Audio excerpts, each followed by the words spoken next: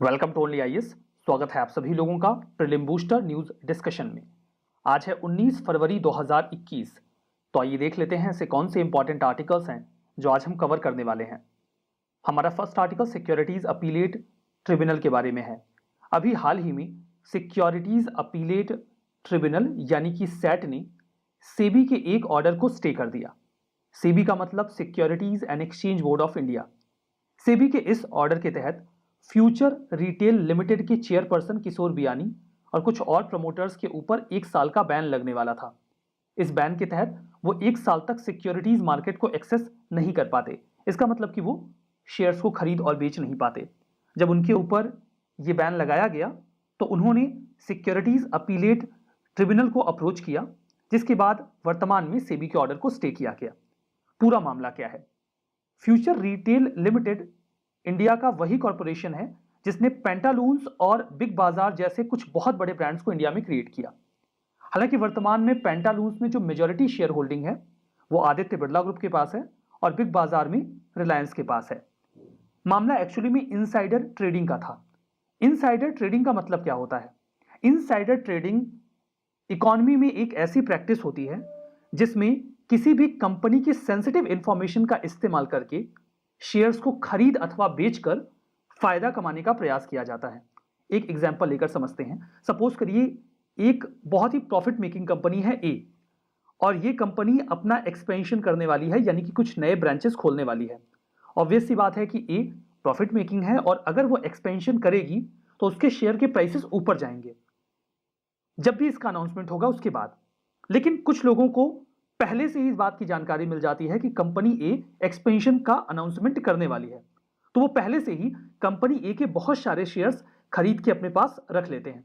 और जैसे ही कंपनी ए एक्सपेंशन का अनाउंसमेंट करती है और उसके शेयर की डिमांड बढ़ जाती है तो फिर ये अपने शेयर्स को महंगे दामों पर बेचकर खूब सारा फायदा कमा लेते हैं। ये फायदा ये इसलिए कमा पा रहे हैं क्योंकि इनको एक्सपेंशन की ये इंफॉर्मेशन पब्लिक डोमेन में आने से पहले ही जानकारी मिल गई किसी इनसाइडर के माध्यम से। इसे ही कहा जाता है इनसाइडर ट्रेडिंग। इंडिया में ये इलीगल है। सेबी इस बात को लेकर काफी सख्त रहती है और पेनल्टीज भी लगाती है। तो किशोर बियानी और कुछ प्रमोटर्स के ऊपर आरोप था कि 2017 के मार्च अप्रैल के दौरान इन्होंने इनसाइडर ट्रेडिंग के माध्यम से 17 करोड़ के आसपास पैसे कमाए।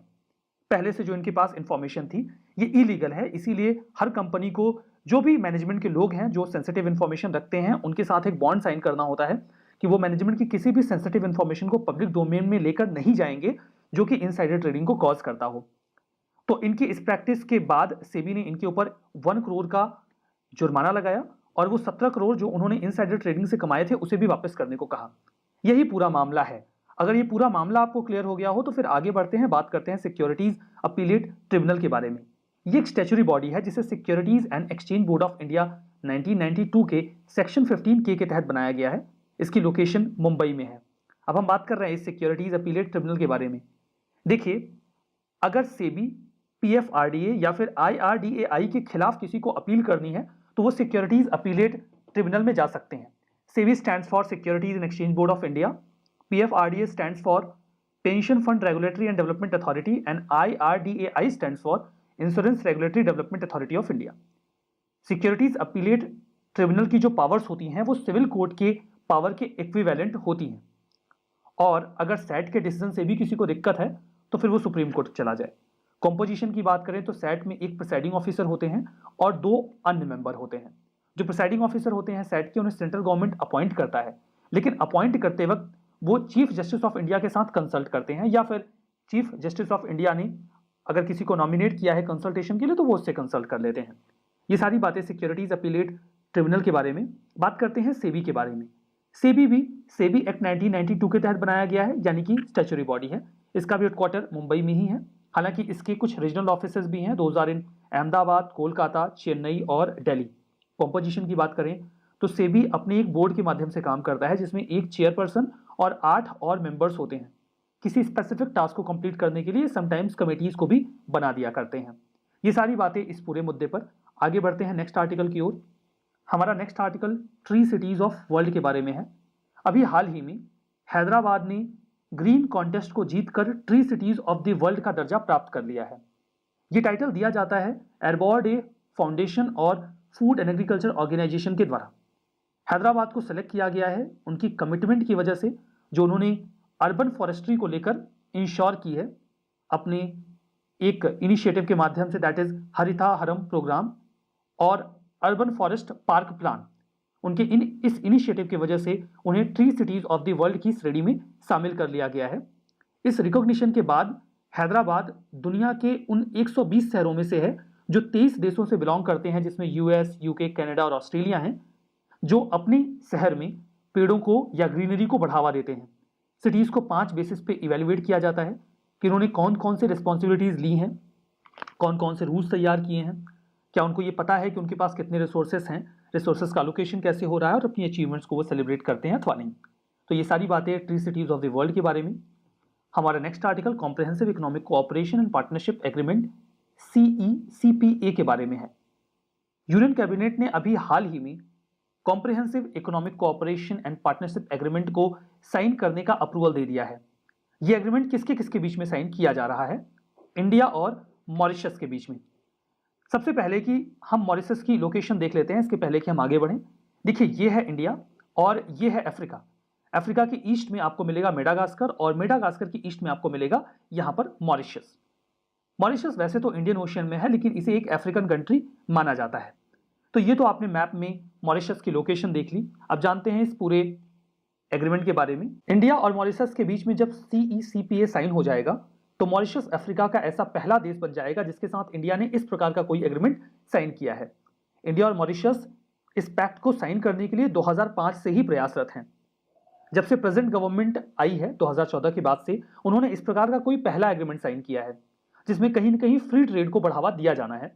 हालांकि जो फ्री ट्रेड होगा वो काफी लिमिटेड मैनर में होगा। इसके फीचर्स की बात करें तो ये एग्रीमेंट लिमिटेड है। इसमें कुछ एक एरिना को कवर किया गया है, लाइक गुड्स और सर्विसेज का ट्रेड, रूल्स ऑफ ओरिजिन को डिसाइड करना, टेक्निकल बैरियर को कम करना, सैनिटरी और फाइटोसैनिटरी मेजर्स ऑप्ट करना, डिस्प्यूट सेटलमेंट, नेचुरल पर्संस का movement, telecom, financial services, custom procedures and cooperation, इन सभी एरिना को इसमें कवर किया गया है। CECPA ये एक इंस्टीट्यूशनल मैकेनिज्म को भी स्टैब्लिश करेगा जो दोनों देशों के बीच में ट्रेड को इंप्रूव करने का प्रयास करेगा। दोनों देश इस बात पर भी सहमत हुए हैं कि इस एग्रीमेंट के साइन होने के 2 साल के भीतर ही ऑटोमेटिक ट्रिगर सेफगार्ड मैकेनिज्म को ऑप्ट कर लिया जाएगा कुछ limited number of sensitive products के लिए विद इन 2 ईयर्स। अब ये ऑटोमेटिक ट्रिगर सेफगार्ड मैकेनिज्म होता क्या है? देखिए, RCEP में भी इंडिया काफी तल्लीनता से ATSM की मांग कर रहा था। ATSM एक्चुअली में किसी भी देश को किसी अन्य देश में अपना सामान डंप करने से रोकता है। ये उस कंट्री को अलाउ करता है कि एक सर्टेन लिमिट के बाद अगर इंपोर्ट किसी पार्टिकुलर कंट्री का बढ़ता है तो जहां से वो इंपोर्ट हो रहा है उस प्रोडक्ट पर अपने आप ही जो लेवी है वो बढ़ जाएगी, automatic increase of levies. Simple तौर पर सपोज करिए कि मॉरिशस इंडिया से कोई प्रोडक्ट इंपोर्ट कर रहा है, तो इंडिया से अगर 100 यूनिट प्रोडक्ट है यहां पर मॉरिशस इंपोर्ट कर चुका है, तो 100 यूनिट के बाद सपोज करिए कि वो केवल 1 रुपए की ड्यूटी लगा रहे थे, लेकिन जैसे ही 100 यूनिट इंडिया एक्सपोर्ट कर देगा मॉरिशस को, उसके बाद जब एक्सपोर्ट करने लगेगा तो फिर वो 5 रुपीस की ड्यूटी लगाने लग जाएंगे। तो ये ऑटोमेटिकली इंक्रीज हो जाएगा और इस पर कोई आपत्ति नहीं जताएगा। That is automatic trigger safeguard mechanism. यहां पर आपको ये सारी बातें समझ में आ गई हूं, तो हम चलेंगे अपने नेक्स्ट आर्टिकल की ओर। हमारा नेक्स्ट आर्टिकल नीति आयोग की गवर्निंग काउंसिल के बारे में है। हमारे ऑनरेबल प्राइम मिनिस्टर 20 फरवरी को नीति आयोग की गवर्निंग काउंसिल को चेयर करेंगे। ये उसकी 6th मीटिंग होगी। इस बार जो मीटिंग का एजेंडा होगा वो होगा एग्रीकल्चर पर बातचीत होगी, इंफ्रास्ट्रक्चर, मैन्युफैक्चरिंग और सर्विस डिलीवरी जो ग्रास रूट लेवल पर है, हेल्थ और न्यूट्रिशन की, उस पर भी चर्चा की जाएगी। गवर्निंग काउंसिल में देखिए जो इंटर सेक्टोरल और इंटर डिपार्टमेंटल इश्यूज होते हैं उनको हैंडल किया जाता है। गवर्निंग काउंसिल के अगर हम कॉम्पोजिशन की बात करें तो इसमें प्राइम मिनिस्टर होते हैं, ऐसे सभी जो स्टेट्स हैं उनके चीफ मिनिस्टर्स होते हैं, और ऐसे यूटीज जहां पर लेजिस्लेचर है वहां के भी चीफ मिनिस्टर्स आते हैं, और जिन यूटीज में लेजिस्लेचर नहीं है वहां के लेफ्टिनेंट गवर्नर आते हैं, लेफ्टिनेंट गवर्नर आते हैं। तो ये तो कॉम्पोजिशन है। अब हम ओवरऑल नीति आयोग के कॉम्पोजिशन की बात करते हैं, एडमिनिस्ट्रेटिव स्ट्रक्चर की बात करते हैं। तो नीति आयोग के जो चेयरपर्सन होते हैं वो तो प्राइम मिनिस्टर ही होते हैं। वाइस चेयरपर्सन इन्हें प्राइम मिनिस्टर के द्वारा अपॉइंट किया जाता है। गवर्निंग काउंसिल जिसकी अभी हम बात कर रहे थे उसमें सभी स्टेट्स और यूटी के चीफ मिनिस्टर या लेफ्टिनेंट गवर्नर जो भी हैं वो आएंगे। रीजनल काउंसिल जिसके बारे में अभी हम बात नहीं कर रहे थे, ये स्पेसिफिक रीजनल इशू को हैंडल करने के लिए होता है। तो रीजनल काउंसिल में उस रीजन में जो भी स्टेट्स एंड यूटी हैं उनके चेयरपर्सन या लेफ्टिनेंट गवर्नर होते हैं, और इसके भी चेयरपर्सन हमारे प्राइम मिनिस्टर ही होते हैं या वो किसी और को नॉमिनेट भी कर सकते हैं। दो एडहॉक यानी कि टेम्परेरी मेंबर्स होते हैं। ये एक्स ऑफिशियो कैपेसिटी से काम करते हैं। कुछ लीडिंग रिसर्च इंस्टीट्यूशंस को सिलेक्ट किया जाता है और रोटेशन बेसिस पे उनमें मेंबर्स को चुना जाता है। एक्स ऑफिशियो मेंबरशिप की बात करें तो यूनियन काउंसिल ऑफ मिनिस्टर्स में से 4 मेंबर्स को चूज किया जाता है एक्स ऑफिशियो मेंबर्स के तौर पर, और इन्हें प्राइम मिनिस्टर ही चूज करते हैं। चीफ एग्जीक्यूटिव ऑफिसर इन्हें प्राइम मिनिस्टर अपॉइंट करते हैं फिक्स्ड टेन्योर के लिए, और इनकी रैंक गवर्नमेंट ऑफ इंडिया में कम से कम सेक्रेटरी की होनी चाहिए। कुछ स्पेशल इन्वाइटीज भी होते हैं, एक्सपर्ट, स्पेशलिस्ट, जिन्हें किसी पर्टिकुलर डोमेन की नॉलेज हो। तो ये पूरा नीति आयोग का स्ट्रक्चर है। चलिए आगे बढ़ते हैं अपने नेक्स्ट आर्टिकल की ओर। हमारा next article Asia environmental enforcement award 2020 के बारे में है। ये अवार्ड अभी हाल ही में wild life crime control bureau को दिया गया। दिया किसने? ये अवार्ड दिया गया है यूनाइटेड नेशंस एनवायरमेंट प्रोग्राम यानी कि यूएनईपी के द्वारा। यहां पर मुद्दा अवार्ड का नहीं है, मुद्दा wild life crime control bureau का है। वैसे ये award wild life crime control bureau को 3 साल में दूसरी बार मिला है। इस बार उनको ये अवार्ड इनोवेशन कैटेगरी में मिला है। 2018 में भी ये अवार्ड उनको इनोवेशन कैटेगरी में ही दिया गया था। बात करते हैं wild life crime control bureau के बारे में।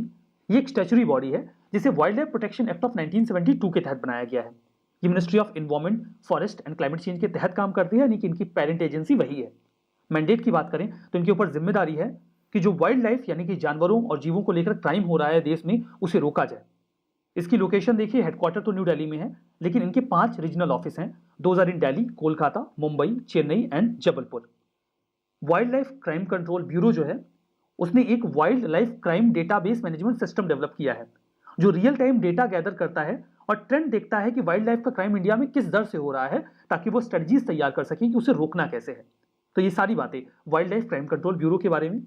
अब यहाँ पर कुछ स्टेटमेंट हैं, आपको ट्रू एंड फॉल्स बताना है। 3 cities of the world, Maharashtra को ग्रीन कॉन्टेस्ट में विनर घोषित किया गया है और अब ये 3 सिटीज ऑफ द वर्ल्ड की कैटेगरी में आ चुका है। Governing council meeting of NITI Aayog, देखिए इसमें प्राइम मिनिस्टर होते हैं।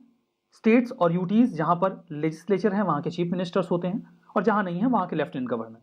Wild life crime control bureau ये वाइल्ड लाइफ के क्राइम को कॉम्बैट करने का प्रयास करता है। सिक्योरिटीज अपीलेट ट्रिब्यूनल, इसमें एक प्रिसाइडिंग ऑफिसर और 4 अन्य सदस्य होते हैं, मेंबर्स होते हैं। तो बताइए कौन सा स्टेटमेंट यहाँ पर सही है, कौन सा गलत है? अपना जवाब आप कमेंट बॉक्स में मेंशन करिएगा। वहां पर पिन फॉर्म में आपको इसका जवाब मिल भी जाएगा।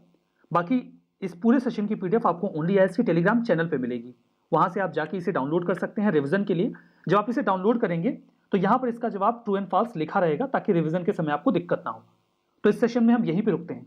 Thank you very much.